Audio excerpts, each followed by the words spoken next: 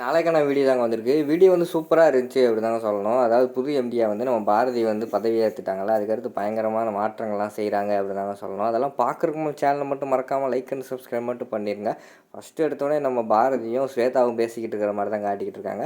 ஸ்வேதா வந்து பயங்கரமான கோபத்தில் இருக்காங்க. இங்கே பாரு பாரதி, ஒரே நாளில் எல்லாத்தையும் மாற்றிட முடியும்னு நினைக்கிறியா அப்படிங்கிற மாதிரி வந்து ஸ்வேதா கேட்குறாங்க. ஏன் மாற்ற முடியாது?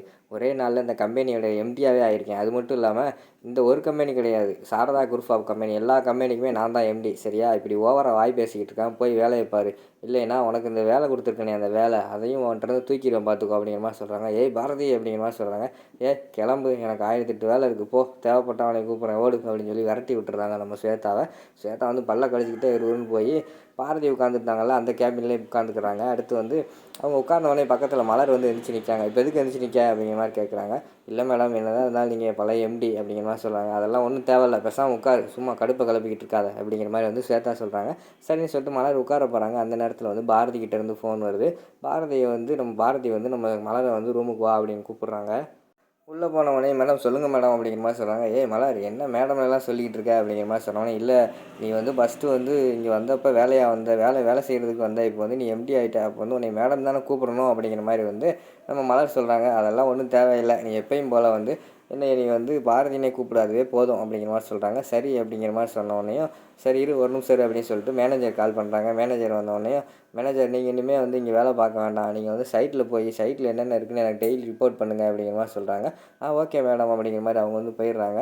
என்ன பாரதி, மேனேஜர் இப்படி வேலையை விட்டு இடமாற்றிட்ட அப்படிங்கிற மாதிரி வந்து மலர் கேட்குறாங்க. ஆமாம், அந்த கம்பெனியோட புது மேனேஜர் நீ தான் அப்படிங்கிற மாதிரி சொன்னேன். மலருக்கு வந்து பயங்கரமான சந்தோஷமாயிருது. என்னது, நான் புது மேனேஜரா அப்படின்னு சொல்லிட்டு கையெல்லாம் கிள்ளி பார்க்குறாங்க. இது கனவாக இருக்குமோ என்ன அப்படின்னு சொல்லிட்டு.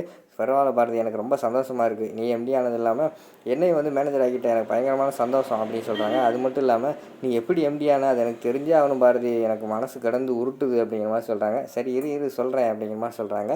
நீ தானே சொன்ன ஆதிக்கு வந்து என்னை பிடிச்சிருக்குன்னு சொன்னேன்ல, நானும் சொன்னேன் அவர்கிட்ட, எனக்கும் உங்களை பிடிச்சிருக்கு, நீங்கள் நேராக வந்து என்னோடய ஹஸ்பண்டுக்கிட்ட பேசுங்கன்னு சொன்னேன். அவரும் என்னோடய ஹஸ்பண்டுக்கிட்ட வந்து பேசினார். உடனே எங்கள் ஹஸ்பண்ட் யோசிக்கவே இல்லை, சரின்னு சொல்லிட்டு டைவர்ஸ் கொடுத்துட்டாரு. அதுக்கடுத்து நாங்கள் 2 பேரும் கல்யாணம் பண்ணோம். ஆனால் கல்யாணம் பண்ணுறதுக்கு முன்னாடி வந்து ஒரு சின்னதாக வந்து நான் ஒரு கட்டளை போட்டேன். அதாவது வந்து உங்கள் பேரில் இருக்கிற சொத்து எல்லாமே எனக்கு தான் வேணும் அப்படிங்கிற மாதிரி சொன்னேன்.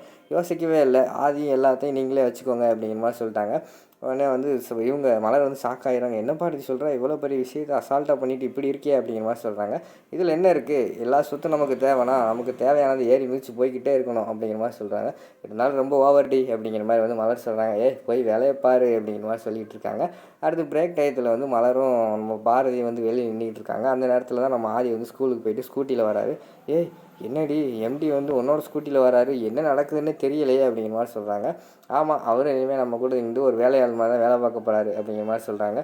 அப்படியா, சரிடி அப்படிங்கிற மாதிரி மலர் சொல்கிறாங்க.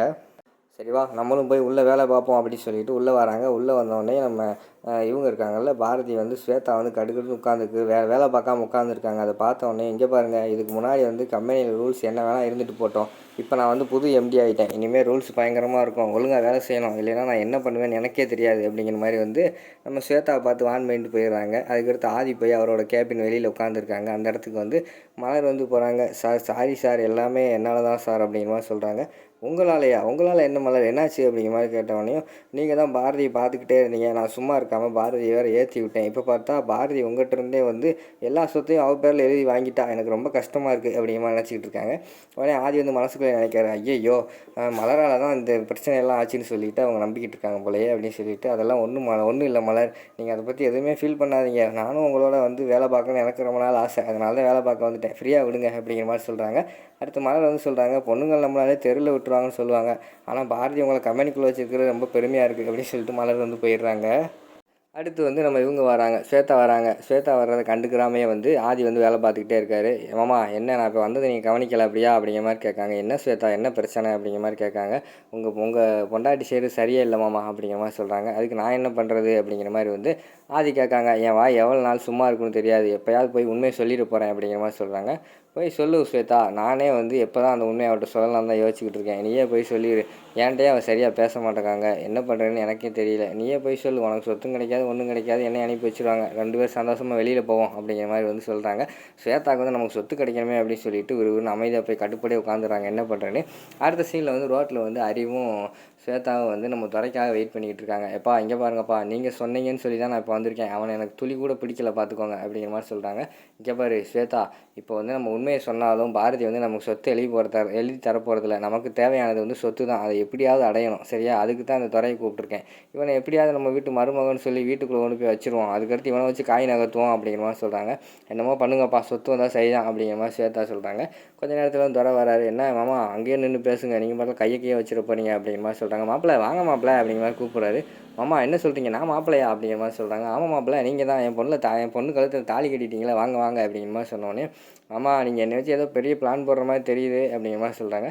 பரவாயில்லையே, பக்காவாக புரிஞ்சுக்கிட்டேயே, சரி அதெல்லாம் விடு, இப்போ எதுக்கு என்னை கூப்பிட்டீங்க அப்படிங்கிற மாதிரி வந்து நம்ம துறை கேட்காரு. அது ஒன்றும் இல்லை, நீங்கள் வந்து ஸ்வேதா கூட வந்து நம்ம வீட்டில் இருங்க இனிமேல் அப்படிங்கிற மாதிரி சொன்னோன்னே, அதெல்லாம் இருக்க முடியாது, உங்கள் மகளெல்லாம் நம்ப முடியாது, கழுத்தில் கல்லை ஏதாவது தூக்கி போட்டு நைட்டாக கொண்டுருவா, நான் வரமாட்டேன் அப்படிங்கிற மாதிரி சொல்கிறாங்க. உடனே ஸ்வேதா வந்து இப்போ என்ன வரப்போறியா இல்லையா அப்படிங்கிற மாதிரி சொல்லிக்கிட்டு இருக்காங்க.